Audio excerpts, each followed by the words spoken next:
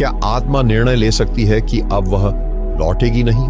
परमहंस योगानंद कहते हैं, जब आत्मा संसार की सारी लिप्साएं छोड़ देती है, सारे बंधनों को पहचान लेती है और जब उसका हृदय केवल परमेश्वर की ओर तड़पने लगता है, तभी आत्मा अंतिम जन्म की दहलीज पर आती है। मुक्ति कोई इनाम नहीं है, मुक्ति कोई फल नहीं है। मुक्ति एक स्थिति है जहां आत्मा को कुछ भी खींच नहीं पाता, न सुख, न दुख, न मोह, न वासना, न देह, न नाम, न यश, न अपयश। जब आत्मा पूर्ण हो जाती है तो उसे कोई अधूरापन नहीं खींचता। लेकिन यह निर्णय लेना आसान नहीं, क्योंकि आत्मा ने जन्म दर जन्म इतने संस्कार ओढ़ लिए होते हैं कि वह स्वयं को देह समझने लगती है।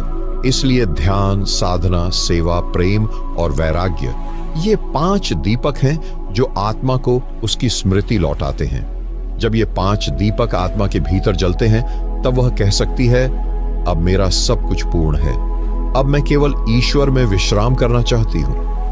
पर क्या आत्मा यह तय कर सकती है? हाँ, परमहंस योगानंद ने अनेक आत्माओं को देखा जिन्होंने अपने अंतिम जन्म की तैयारी इस जीवन में ही कर ली। उन्होंने अपने जीवन को ऐसा रूप दिया जहां हर कर्म, हर विचार, हर भावना उन्हें एक ही दिशा में ले जाती थी, ईश्वर की गोद में। जब आत्मा इस स्थिति तक पहुंचती है तो जीवन उसे खींचता नहीं, बल्कि वह जीवन को प्रेम पूर्वक विदा देती है। उस विदा में न दुख होता है, न भय, केवल मौन होता है, केवल शांत श्वास, केवल एक मुस्कान, जैसे कोई बच्चा मां की गोद में चैन से सो गया हो। यह आत्मा का अंतिम निर्णय होता है। लेकिन ध्यान रहे, यह निर्णय तब तक संभव नहीं जब तक आत्मा पूरी तरह से जागृत न हो।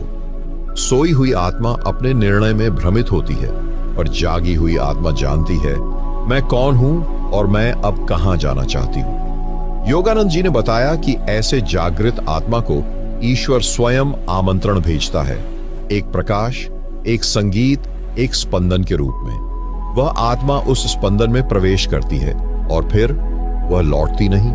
तब वह ब्रह्मांड का हिस्सा नहीं रहती, वह ब्रह्मांड का स्रोत बन जाती है। वही आत्मा फिर दूसरों की सहायता के लिए मार्गदर्शक बन जाती है।